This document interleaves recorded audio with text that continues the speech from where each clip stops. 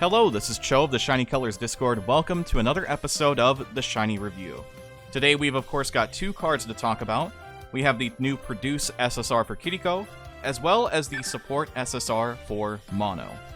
Keep in mind that both Kiriko and Mono are permanent, meaning that you'll be able to get them in the future on any other upcoming banners once this banner is over. It is also worth mentioning too that this banner does not have a spark to it, so there is no way to guarantee a copy of Kiriko or Mono unless you do the paid-only step-ups in which on Step 4, you have a 50-50 shot of getting either Kiriko or Mono. Let's go ahead and get into the cards now. First off, of course, we have Kiriko, who starts out as a vocal unit and upgrades to a dance unit. Her vocal appeal is a vocal 0.6 to 3.0 that scales based on how low your retention is. So the lower your retention is, the stronger the appeal will be. This also grants a plus 5% to your memory gauge.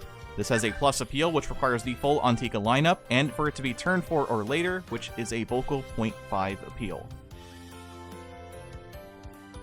The upgraded version of this is a dance 0.8 to 4.0 appeal, scaling based on how low your retention is, that grants 10% memory gauge, hits all judges, and the plus appeal is a dance 0.5 with the same conditions as before. For her passives, the only ones you really need to look out for are her 2-star and 4-star. The 2-star passive is a vocal dance 120% up if your mental is 34% or lower, which has a 40% chance to activate once. Her 4-star passive is a dance 85% up if you have the full Antika lineup. This has a 20% chance to activate once. Her memory appeal when maxed out is a maximum dance 2.5 that follows up with a dance 3.0, both scaling based on how low your retention is. Kiriko is okay. Her 2-star passive is pretty solid, but getting down to 34% can be kind of inconsistent depending on what you're trying to do. And the other issue is that this card doesn't have access to any amount of attention down by herself, meaning that you're going to have to supplement this card a lot in order to make the most of her AoE appeals, which, despite their conditions, are still not that amazing. A 4.0 feels fairly standard, and honestly, it's probably not what you'll be hitting most of the time with this card anyway, especially in anything that isn't like a super dedicated attention down style build. I think that outside of that, this card is okay enough if you have that kind of shell to build around her, but otherwise she's going to be very hard to use. I think at best, she's a B+, but at worst, she's probably looking at like a C to C+ range, maybe. The card is not super playable, unless, again, you are being really attentive to how you want to make this card function, in which case she's okay, but definitely not the biggest piece in the world for dance or vocal Antika. Next then, we have Mono. Mono is a pure vocal support that has a couple interesting masteries. She has Vocal Mastery SP, which reaches plus 16 at level 75, otherwise it's plus 12 at level 65, and plus 8 at level 30. Has access to Vocal Mastery Stamina, which is plus 3 at level 80, plus 2 at level 55. And finally, has access to Unit Mastery Vocal, which is a plus 6 at level 70, or plus 4 at level 60.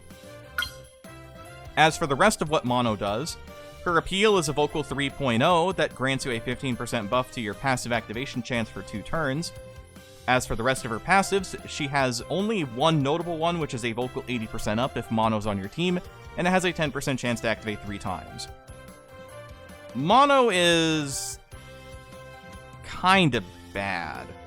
While the passive being a Vocal 80% up for just having her on the team is fine, 10% is pretty awful, and the point is that you have to use her appeal to make it a 25% chance to activate, which is still not very good for an 80% passive on a permanent. So there are certainly a lot better cards you could be taking. Her masteries are not super amazing. Unit Mastery Vocal isn't very important. Vocal Mastery SP is kind of okay, but it's not that incredible, especially if you're building in step. And the only thing you really care about is Unit Mastery Stamina, which, unless you are running the rest of the Illumine cards, which they have some mixed success here and there, you're probably not getting a whole lot of value out of it. So you're definitely going to want to have the extra copies to at least have something for this card to do, but otherwise, this is probably something you're not going to really be using all that much, if at all. She's not really doing a ton for most teams, so I think that this card is a fairly easy skip. Kiriko is not quite a skip, but is very close to being so. Mono gets anywhere from a C+ to a B- at best if I'm being very generous, but I don't think this card is going to be super playable for a very long time, if at all. So, that will do it for the video today. Thank you so much, as always, for watching. Next time we'll be talking about whatever banner comes next, so let's look forward to that together. Till then, again, I have been Cho. Thank you so much again for watching. Have a wonderful rest of your day.